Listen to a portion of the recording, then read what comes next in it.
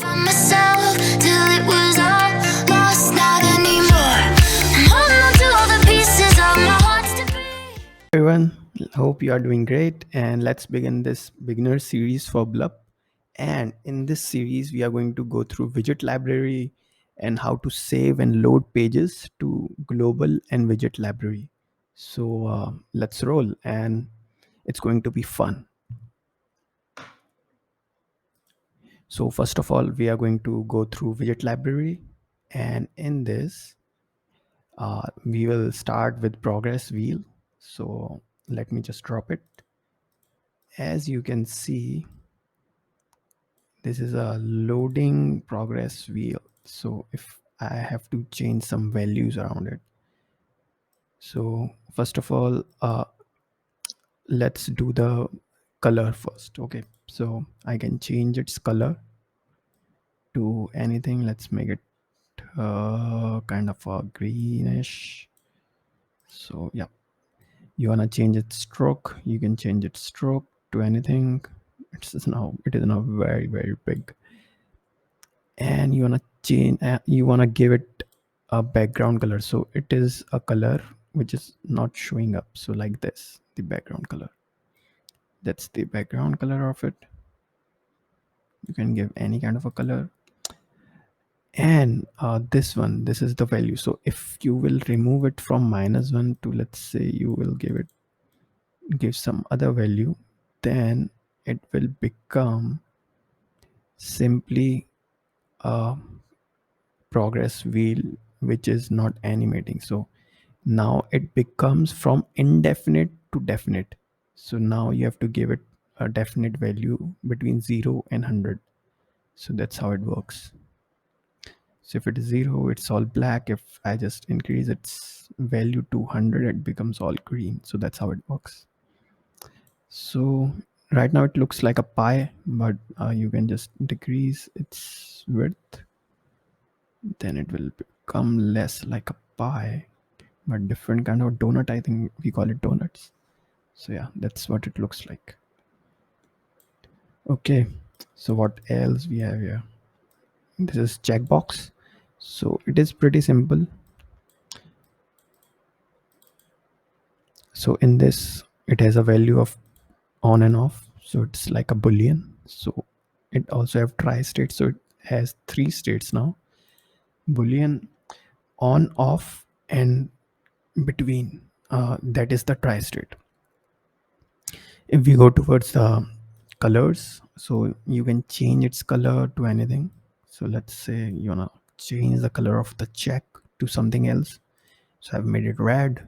Active color, this is the color for if it is active. Then you want it to be something like red. For the focus color, you can change that as well. Let's make it green kind of a thing.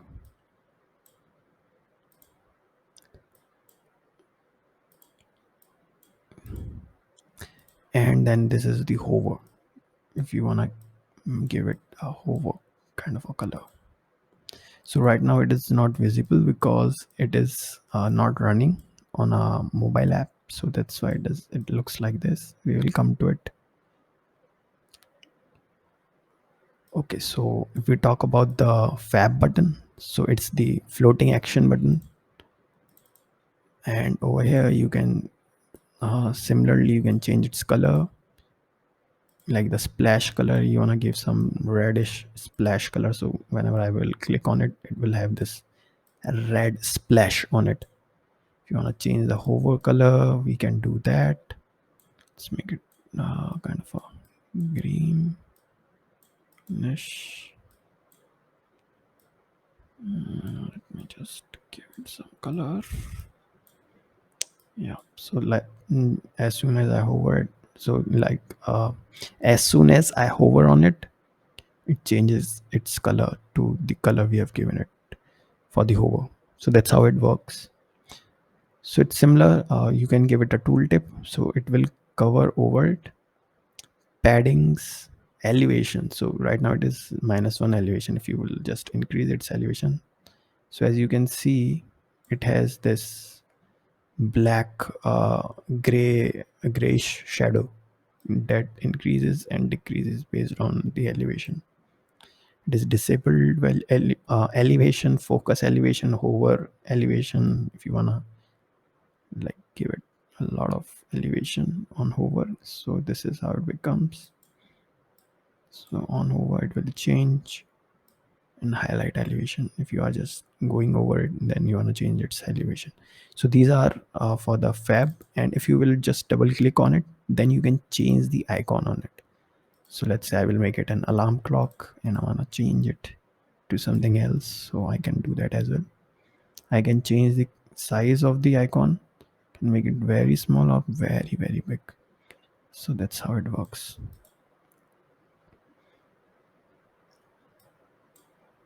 Now if we talk about the app bar, so it is like a pre-built app bar that you see. It's like a rectangle kind of a tool. What do we say? It's like a top border plus heading that remains on the top that you have seen, you might have seen on the material design. So that's what it is. So you can change the title to something else. So let's say I will give it settings. Change font size, color. It's everything you get for the text. And if you want to change the color for app bar, you can do that as well. I think that is already selected. So let me just change it to something else.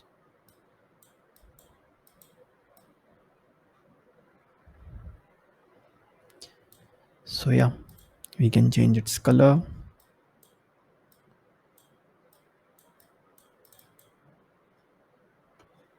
You can make it center if you want. You can give it elevation. You can give it a toolbar height. You might not need it as much. You can give opacity to it. It might not be required as well. Okay, what else we have? We have icon. So this is simple as I had shown in the floating action button.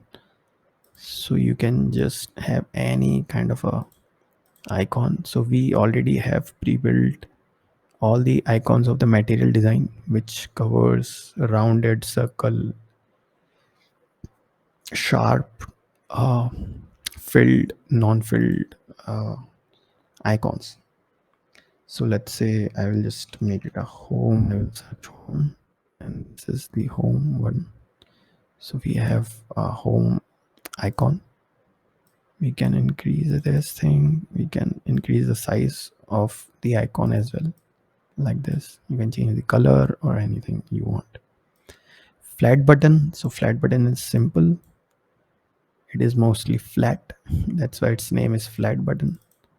You can change its color, splash color, hover, like the all those colors that we have just seen, and then the text color, you can change it to anything. You can also give it corner radius if you want. If we talk about the raised buttons, the biggest difference is that it has an elevation as compared to flat button. Flat button does not have an elevation. Elevation is like a shadow which is behind the button, so it looks like it is raised, like it is above the page or something like that. So that's the biggest difference between raised and flat button. So if we go towards its properties, so mostly the difference is on all in the elevations, extra elevations. So if we talk about the button,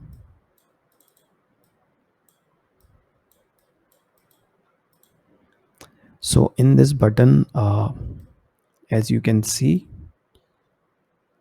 the outline button, it has mostly extra layer of border.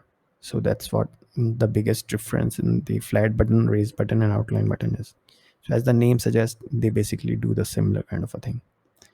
So if we talk about the switch is like this kind of a design. And let me just see it.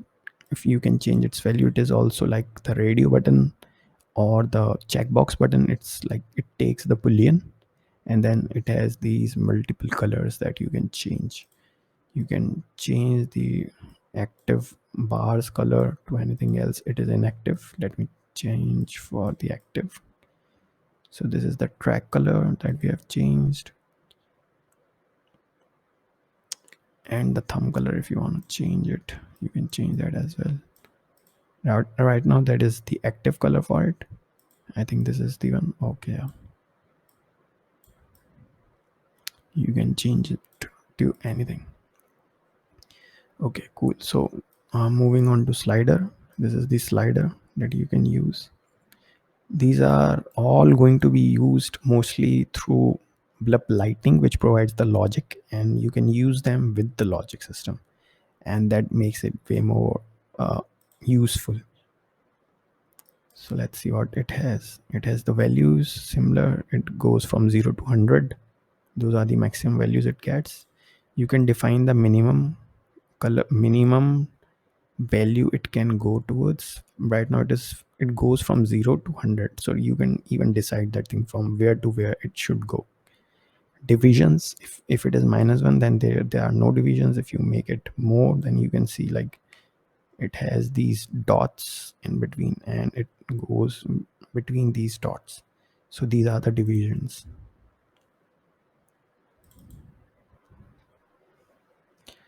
Label, if you want to give it second. Yeah, so label, it is mostly useful for web applications. You can change its color from, like, you don't have it to be a blue color, you can change it to any other color. Let's say I will just make it darkish red, Turkish red, I think. That kind of a color. Inactive color, you can do that as well.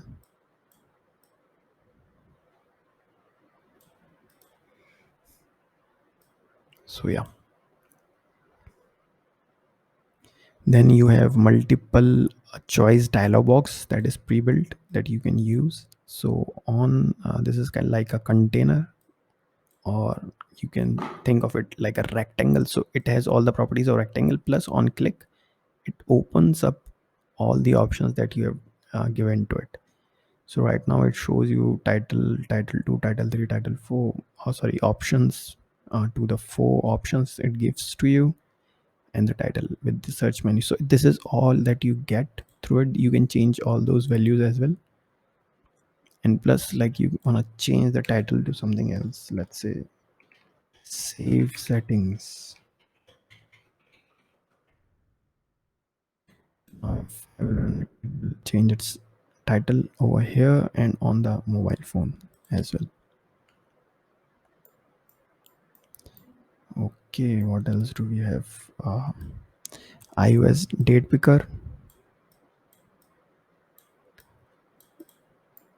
This is like you can use it to pick any kind of a color, sorry, date. This is used for picking up the dates. So in the properties you can use 24-hour format or 12-hour format. So right now it won't be that useful for the date picker, but it is more useful if you have like a time picking thing. So right now it is on date. So if I will make it time, now I can choose it from 12. I can choose if it needs to be 24 or it needs to be 12. So that's what we can select.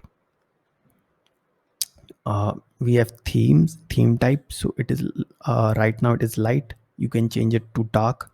So it is basically useful if you have a dark background behind it. So like now it is visible. So now the text is visible. So that's what it is mostly useful for, the theme type. Similar to this, we have time picker. But before going to time picker, let's just one second. We have date. We have gone through date, time, and now we also have date and time. So you can have both of those options into it. Okay, so we have built the application on the on the emulator. So like you can see, you can change the values as you may like. Even for that, these are the buttons that you have.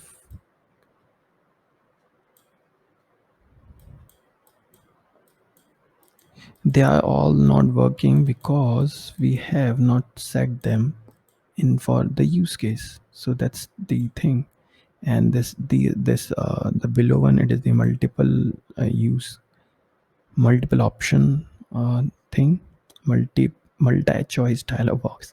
So yeah, so you can just select these multiple options anytime, as like you can just figure it out in the way that we are going to go through it. So we will come to it. Okay, so what else we have here? So this is all for the widget library.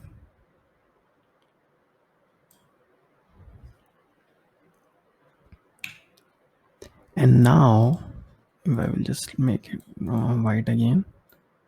So now let's see the saved global widgets and the saved local widgets. So the difference, like what are these things? So basically they are used to provide you uh, the functionality where you can save a page and can import it on another, like a project, or on the same project. So let's say I want to save this page so that anyone can use it. Anyone, not just in my organization, but anyone which is using Blup. So that is what global saved global widgets are. And if you want to save it locally and you want it to be just accessible through your own account, then you use saved local widgets. So right now let's make it a saved global widget. So I will just right click and you can just choose from these two options. So I will just make it global, and for now let's name it demo page. Save.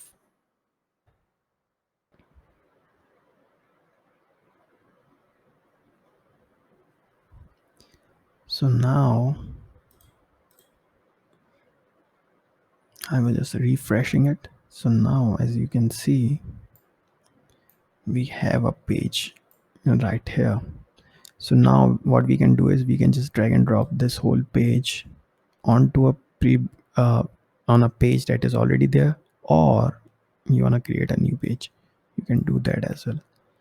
So that's the basic functionality of the this thing, local and global libraries. The biggest difference between the global and local is global accessible to anyone, local accessible only through your account. So it can be accessible in different projects of the account that is logged in through your same email IDs. So that's how it works. So yeah, that's it for today, and hope you guys enjoyed it, and let me know in the comments if you want me to go through something that I have not discussed or you want me to explain it. And see you guys in the next video. Bye bye. From myself till it was all